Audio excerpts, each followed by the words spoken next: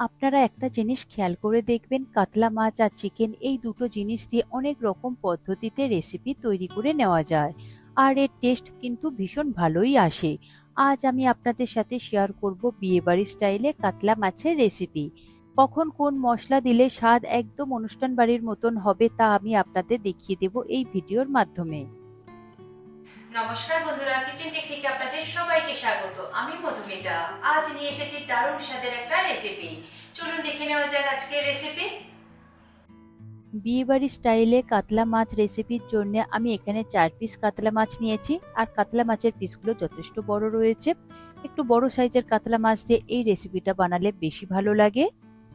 এরপর কাতলা মাছটা আমি ম্যারিনেট করে নেব। তার জন্য দিয়ে দেব হাফ চা চামচ নুন, আর দিয়ে দেব সামান্য একটু হলুদ গুঁড়ো, ওই হাফ চামচের একটু কম।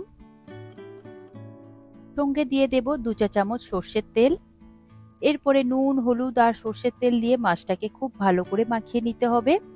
তেল দিয়ে নুন হলুদটা মাখালে মশলাটা খুব সুন্দরভাবে মাছের গায়ে লেগে যায়। দেখুন আমি খুব সুন্দরভাবে মাছগুলোর গায়ে মশলাটা কষে কষে লাগিয়ে দিচ্ছি। নুন হলুদ মাখানো হয়ে গেলে এটা আপনারা 15 মিনিট মতো রেস্টে রেখে দেবেন, তাহলে মাছের মধ্যে খুব সুন্দরভাবে নুনটা চলে যাবে।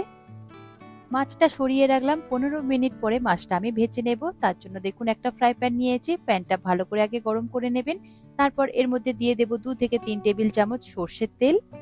তেলের মধ্যে দিয়ে দেব সামান্য একটু নুন। নুন দিলে মাছটা খুব সুন্দরভাবে উঠে আসে, একদম কড়াইয়ের গায়ে লেগে যায় না। এরপরে তেলটাকে খুব ভালো করে গরম করে নিতে হবে। গরম হয়ে গেলে এরপর মাছগুলোকে এর মধ্যে দিয়ে দেব। মাছগুলো দেওয়ার পরে একটা সাইড লাল হয়ে যাওয়া পর্যন্ত ভেজে নেবেন। একটা সাইড ভাজা হয়ে গেলে উল্টো সাইডটাকেও একই রকম ভাবে লাল লাল করে ভেজে নেবেন। দেখুন মাছের একটা সাইড বেশ লাল লাল করে ভাজা হয়ে গিয়েছে, উল্টো সাইডটাকেও আমি একই রকম ভাবে ভেজে নেব। তবে এই ছোট ছোট টিপস গুলো আপনারা একটু খেয়াল রাখবেন যে তেলের মধ্যে নুন দিলে মাছটা আর আটকে যায় না।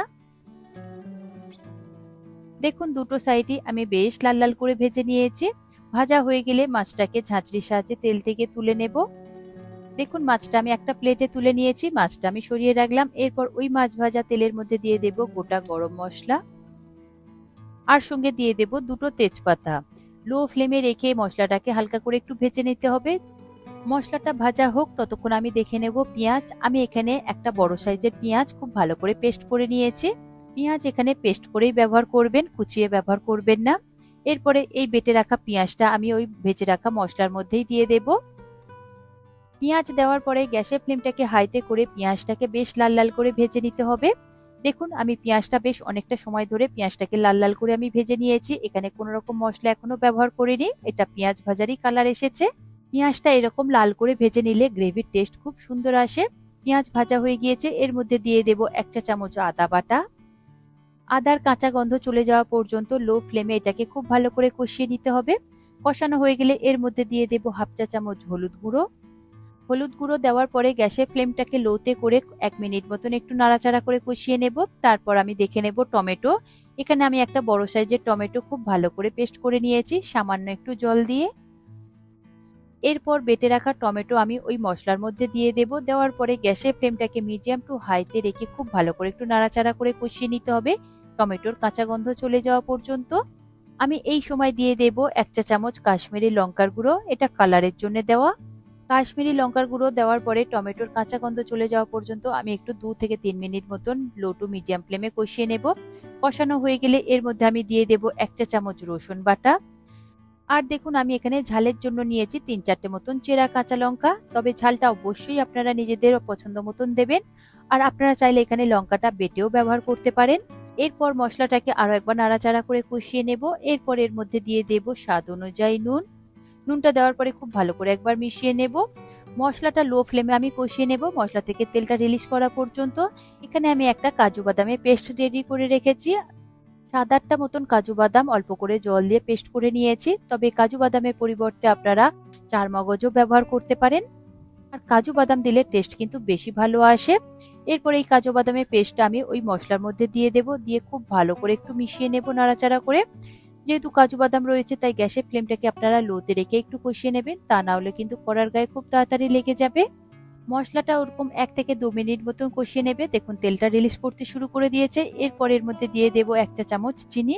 চিনি আপনারা অবশ্যই ব্যবহার করবেন, স্বাদ অনুযায়ী আমি চিনি দিয়ে দিলাম। চিনি দিলে স্বাদের একটা ব্যালেন্স আসে, যেহেতু এর মধ্যে টমেটো দেওয়া রয়েছে আর পরে টক দই ব্যবহার করা হবে।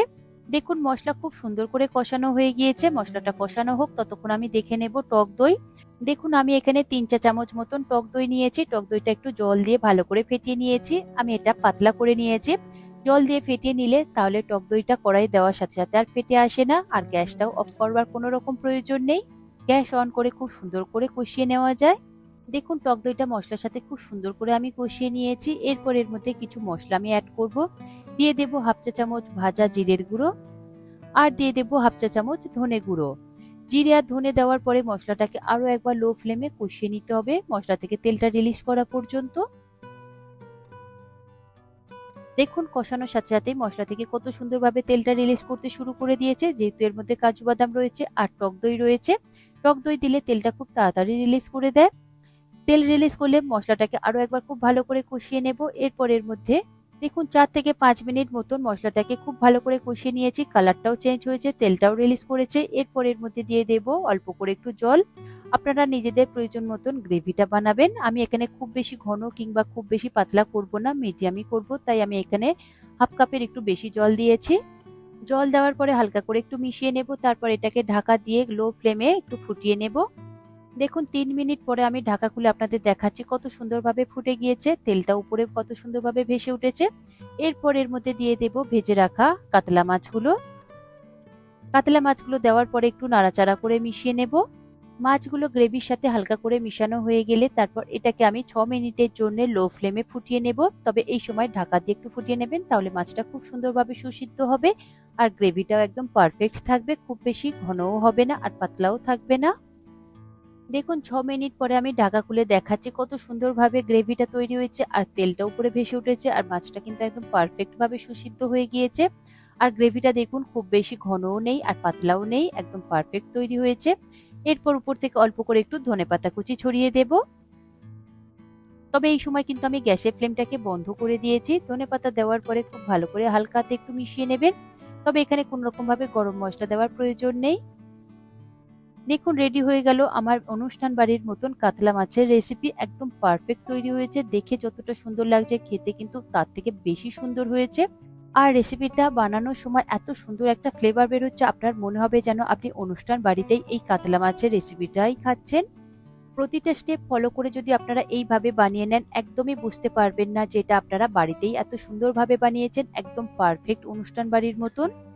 4-5 মিনিট মতো স্ট্যান্ডিং টাইমে রাখবেন, তারপর গরম গরম পরিবেশন করবেন। দেখবেন কি অপূর্ব খেতে লাগে গরম ভাতের সাথে এটা। এছাড়া আপনারা পোলাও কিংবা ফ্রাইড রাইসের সাথেও খেতে পারেন, দারুণ সুন্দর খেতে লাগবে। আর একটা জিনিস খেয়াল রাখবেন, আমি কখন কোন মশলাটা ব্যবহার করেছি সেইভাবে আপনারাও স্টেপ বাই স্টেপ তৈরি করবেন, তাহলে দেখবেন একদম পারফেক্ট তৈরি হবে। অনুষ্ঠান বাড়ির স্বাদ বাড়িতেই তৈরি করে নিতে পারবেন। এই রেসিপিটি আপনাদের কেমন লাগলো কমেন্টে অবশ্যই জানাবেন। আর যদি ভালো লেগে থাকে তাহলে লাইক শেয়ার করবার অনুরোধ রইল। সাথে এই রকম সব নিত্য নতুন রেসিপি পাওয়ার জন্য কিচেন টেকনিককে সাবস্ক্রাইব করে রাখবেন। আজ তাহলে এই পর্যন্ত, আবারও দেখা হবে অন্য কোনো রেসিপির সাথে। সবাই ভালো থাকবেন, সুস্থ থাকবেন আর ভিডিওটি পুরো দেখার জন্য অসংখ্য ধন্যবাদ।